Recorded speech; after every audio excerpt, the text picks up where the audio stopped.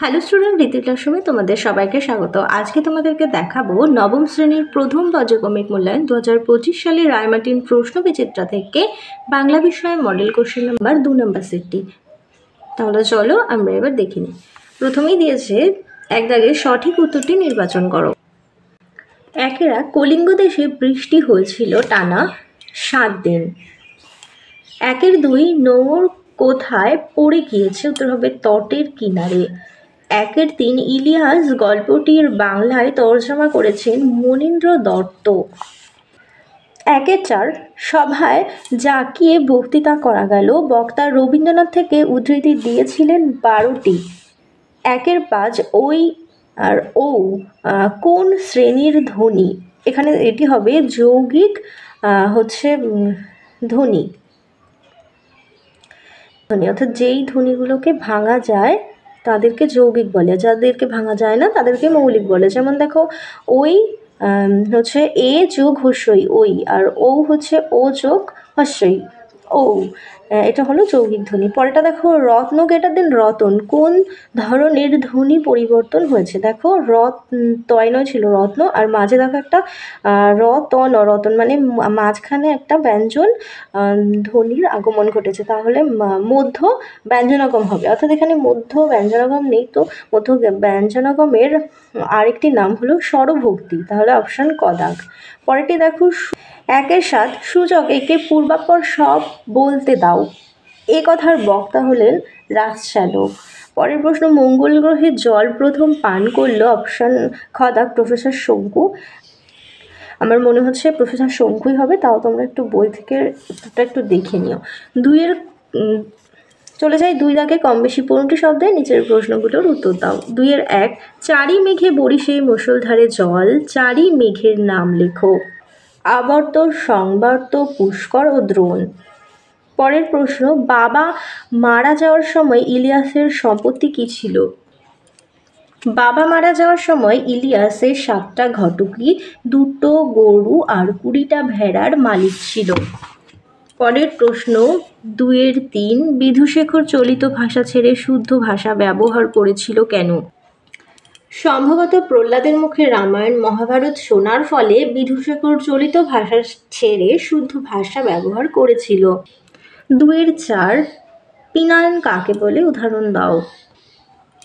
অল্পপ্রাণ ধ্বনি মহাপ্রাণ ধ্বনির মতো উচ্চারিত হলে তাকে বলে পিনায়ন। যেমন কাটাল গেটার দেন কাঁঠাল, থুতু গেটার দেন থুথু। এরপরে দেখো 2-এর 5 সন্ধি বিচ্ছেদ করো, দেশান্তর হবে দেশযুক্ত অন্তর। 2-এর 6 নিহিত স্বরধ্বনি কাকে বলে? উদাহরণ দাও।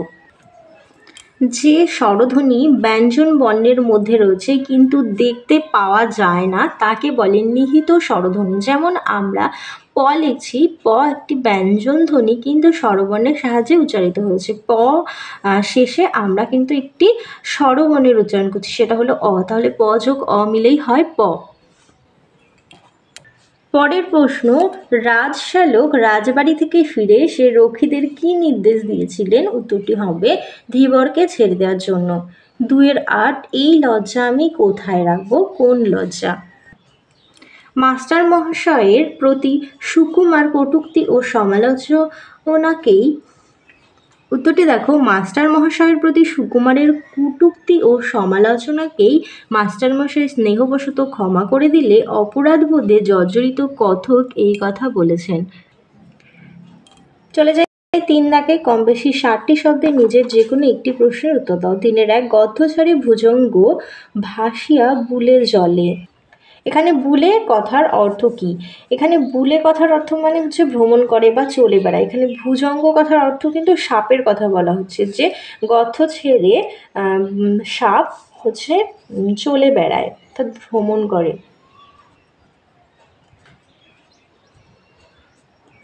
বলছে যে এরপরে বলেছে এমন অবস্থা সৃষ্টি হয়েছিল কেন? দৈবাদেশে কলিঙ্গ দেশের উপর অকাল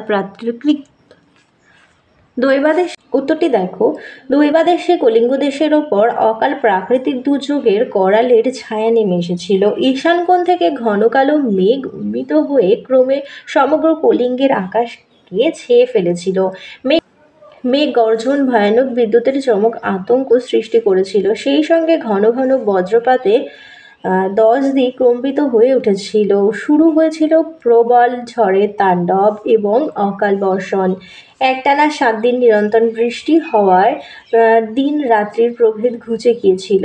জলস্থলের পার্থক্য মুছে গিয়েছিল। মনে হচ্ছিল অষ্টগজ রাজ চারি মেঘে তাদের সুর থেকে সামনে বাড়ি বর্ষণ করে চলেছে। জলের স্রোত ক্রমে হয়ে পর্বত প্রমাণ, যার দোলায় দুলতে থাকে মানুষের ঘরবাড়ি। ভুজঙ্গ অর্থাৎ সর্প গর্তবাসী প্রবল জলোচ্ছ্বাসে তাদের বাসা ডুবে গিয়েছিল।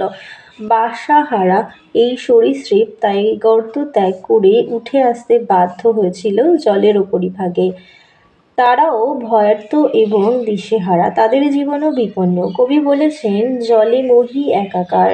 তাই মাটি ডুবে থাকার কারণেই ভুজঙ্গ বা সাপ গর্ত ছেড়ে বেরিয়ে এসেছিল। পরের প্রশ্ন দেখো, 3-2 নোঙর গিয়েছে পরে তটের কিনারে। বক্তব্যটি তাৎপর্য লেখো। এটি তোমাদের রায়মার্টিন সহায়িকার 27 নম্বর পেজ থেকে দেখাচ্ছে। উদ্ধৃত পংক্তিটি কবি অজিত দত্তের রচিত সাদা মেঘ কালো পাহাড় কাব্যগ্রন্থের অন্তর্গত নোঙর কবিতার অংশ। কবি তরী নিয়ে পাড়ি দিতে চান দূর সাগর পাড়ের কাঙ্ক্ষিত গন্তব্যে। বাস্তব জগতের বন্ধন ছিন্ন করে তিনি পৌঁছে যেতে চান অভীষ্ট লক্ষ্যে, কিন্তু তার অজান্তেই তটের কিনারে নোঙর পড়ে গেছে। তিনি অবিরত দাঁড় টানেন, মাস্তুলে পাল বাঁধেন, তারার দিকে চেয়ে নিশানা ঠিক করেন। তার এই অবিশ্রান্ত দাঁড় টানার পরেও তরী এগোয় না, অর্থাৎ কবির জীবনতরী পার্থিব জগতের মায়াবন্ধনে কবির অজান্তেই বাধা পড়ে গেছে। কবি সেই পরিস্থিতির বন্ধনকে অতিক্রম করতে পারেন না। চলে যাই 4 দাগে। কম বেশি 60টি শব্দের নিচে যে কোনো একটি প্রশ্নের উত্তর দাও। 4-এর 1 স্বর্গের দরজাতেও ঠিক ওই কথাই লেখা রয়েছে। কোন কথা তা আর কোথায় লেখা ছিল, কে কাদের উদ্দেশ্যে কথা বলেছেন? এটিও রায়মার্টিন সহায়িকার 131 নম্বর পেজ থেকে দেখাচ্ছে। নারায়ণ গঙ্গোপাধ্যায়ের দাম গল্প থেকে নেওয়া উদ্ধৃত অংশে মাস্টার মশাইয়ের কথা মতো স্বর্গের দরজাতে লেখা রয়েছে যে অঙ্ক জানে না এখানে তার প্রবেশ নিষেধ। এই কথাটি লেখা ছিল প্লেটোর দোরগোড়ায়। নারায়ণ গঙ্গোপাধ্যায়ের দাম গল্পে আলোচ্য কথাটি অঙ্কের মাস্টার মশাই ছাত্রদের উদ্দেশ্যে বলেছে। এরপরে দেখো 4-এর 2 দাগ। 50 বছর ধরে সুখ খুঁজে খুঁজে এতদিনে পেয়েছি বক্তাকে। বক্তা হলো ইলিয়াস, আর এখন কিভাবে সেই সুখ অনুভব করে। এখান থেকে দেখো, যখন ইলিয়াস সর্বহারা হয়ে পড়ল তখন তার সঙ্গী ছিল শুধু স্ত্রী ও প্রয়োজনীয় আচ্ছাদন সহ একটি বোচকা। এই সময় ইলিয়াসের নতুন করে হারানোর আর কিছু ছিল না। নিশ্চিন্তে মোহাম্মদ শাহের বাড়ির কাজ করে দিত। এই সময় তারা তাদের প্রকৃত সুখ ফিরে পেয়েছিল। এই প্রসঙ্গে তার স্ত্রীর উক্তি, এখন বুড়ো আর আমি একসঙ্গে সকালে উঠি, দুটো সুখ শান্তির কথা বলি, ঝগড়াও কিছু নেই, দুশ্চিন্তাও কিছু নেই। সর্বোপরি যে মানসিক শান্তির সন্ধান পেয়েছিল এই সময়, তা হলো ঈশ্বর দর্শন চিন্তা বা আধ্যাত্মিক চেতনার। ঈশ্বরের কাছে প্রার্থনা করার জন্য এখন তারা যথেষ্ট সময় পায়। মোট কথা, সর্বহারা হওয়ার পরেই তাদের জীবনে তারা সুখের খোঁজ পেয়েছিল, তাই উল্লেখিত মন্তব্যটি করা হয়েছে। এবার চলে যাই 5 দাগে। বলেছে কম বেশি 60টি শব্দের নিচে যে কোনো একটি প্রশ্নের উত্তর দাও। 5-এর 1 প্রভু অনুগৃহীত হলাম। প্রভুকে কোন প্রসঙ্গে এই উক্তিটি করা হয়েছে? কালিদাস রচিত ধীবর বৃত্তান্ত নাট্যাংশ থেকে গৃহীত উদ্ধৃত উক্তিটিতে প্রভু হলেন নগর রক্ষার নিযুক্ত রাজশ্যালক। চুরির অপরাধ দিয়ে ধীবরকে ধরে আনার পর রাজশ্যালক ও 2 রক্ষী তাকে নানাভাবে পীড়ন করেছিল। আংটি সংক্রান্ত বিষয়ে জেরার নামে হেনস্থা করা হয়েছিল তাকে। কিন্তু রাজার দেশে মুক্তির আনন্দের মাঝেও ধীবর সংসার অতিবাহিত করার দুশ্চিন্তায় শঙ্কিত হয়েছিল। এরপর রাজশ্যালক যখন জানান তাকে রাজা আংটির অর্থমূল্যের সমান পারিতোষিক দিয়েছেন, তখন ধীবর প্রভুর প্রতি কৃতজ্ঞতা সহ উদ্ধৃত উক্তিটি করেছিল। ধীবরকে রক্ষীদ্বয় যেভাবে মৃত্যু ভয় দেখিয়েছে তাতে অশিক্ষিত অতি সাধারণ ধীবরের পক্ষে জীবনী শক্তি বজায় রাখা দুরূহ ছিল। তার পক্ষে এত অপমান লাঞ্ছনার পরেও রাজার দয়া পাওয়া কিংবা পারিতোষিক লাভ ছিল অকল্পনীয়। সে মনে মনে ভেবে নিয়েছিল তার ভবিষ্যৎ কঠিন শাস্তি নিয়ে অপেক্ষা করছিল, অথচ অর্থপ্রাপ্তির কথা শুনে সে যেমন চমকে ওঠে তেমনি কৃতজ্ঞতায় সে রাজশালকের প্রতি বিনয় প্রকাশ করে। পরের প্রশ্ন দেখো, 5-2 ঋষি অপমানিত বোধ করলেন এবং অভিশাপ দিলেন। ঋষির নাম কি? তিনি কাকে কি অভিশাপ দিয়েছিল? উত্তরটি দেখো তোমাদের ডায়মার্টিন সহায়িকার 237 পেজ থেকে দেখাচ্ছি। কালিদাস রচিত ধীবর বৃত্তান্ত নাট্যাংশে উল্লেখিত মহর্ষি কর্ণের তপবনে অতিথি পরিচর্যার দায়িত্ব ছিল আশ্রম কন্যা শকুন্তলার ওপর, অথচ মহামুনি দুর্বাসা তপবনে এলে শকুন্তলা আত্মচিন্তায় মগ্ন থাকায় মুনির উপস্থিতি বুঝতে পারেনি। নিজের দায়িত্ব পালনে অসমর্থ শকুন্তলার এই উপেক্ষায় অপমানিত হয়েছিলেন ঋষি দুর্বাসা। ঋষি দুর্বাসা শকুন্তলার আচরণে অত্যন্ত কুপিত হয়ে শকুন্তলাকে অভিশাপ দিয়েছিলেন যে যার চিন্তায় শকুন্তলা আত্মমগ্ন সেই ব্যক্তিকে স্মরণ করিয়ে দিলেও তিনি শকুন্তলাকে চিনতে পারবেন না। এরপর শকুন্তলার প্রিয় সখী প্রিয়ংবদার অনুরোধে ঋষি দুর্বাসা তার অভিশাপ খণ্ডনের উপায় বলে দিয়েছিলেন। এবার দেখে নাও 6 দাগে কম বেশি 150টি শব্দে নিজের যে কোনো একটি প্রশ্নের উত্তর দাও। 6 কলিঙ্গ দেশে ঝড় বৃষ্টি কবিতায় প্রকাশিত প্রাকৃতিক বিপর্যয় চিত্রটি আলোচনা করো। দেবী চণ্ডীর আদেশে কলিঙ্গ রাজ্যে শুরু হয়েছিল ভয়ঙ্কর প্রাকৃতিক দুর্যোগ। এই দুর্যোগ যেমন বিধ্বংসী প্রলয়ের নামান্তর, আকাশ জুড়ে ঘন মেঘের আচ্ছাদনে রাজ্যে নেমে এসেছিল ঘোর অন্ধকার। 7 দিনব্যাপী প্রবল বর্ষার সমগ্র রাজ্য প্লাবিত, জনজীবন বিপর্যয়, বিপুল শস্যহানি ঘটেছিল।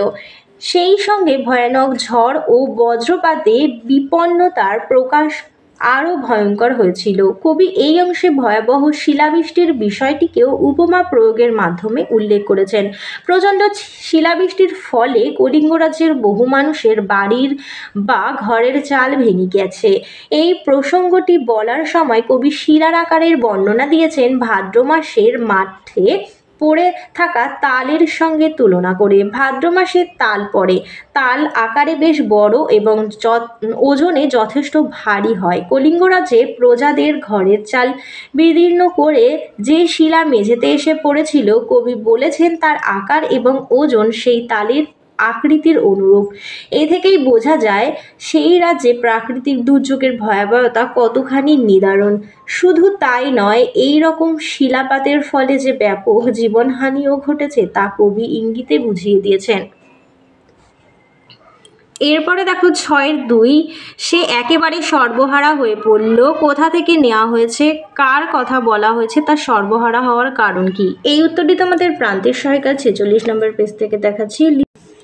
লিও টলস্টয়ের লেখা ইলিয়াস গল্পের উদ্ধৃতিতে গল্পের অন্যতম কেন্দ্রীয় চরিত্র ইলিয়াসের কথাই বলা হয়েছে।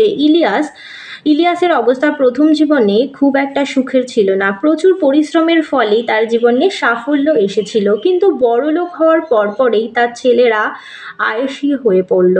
বড় ছেলেটি মারামারি করে মারা গেল। ছোট ছেলেটি কোলাহলপরায়ণ বউ এনে বাপের আদেশ অমান্য করতে শুরু করলো। ফলে ইলিয়াস একটা বাড়ি ও কিছু গরু ঘোড়া দিয়ে তাদের বাড়ি থেকে তাড়িয়ে দিল। এরপর থেকে ইলিয়াসের অবস্থা খারাপ হতে শুরু করলো।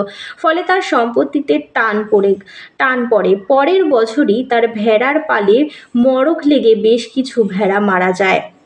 এর কিছুদিন পরেই দুর্ভিক্ষ খড় না পেয়ে অনেকগুলো গরু মোষ মারা যায়।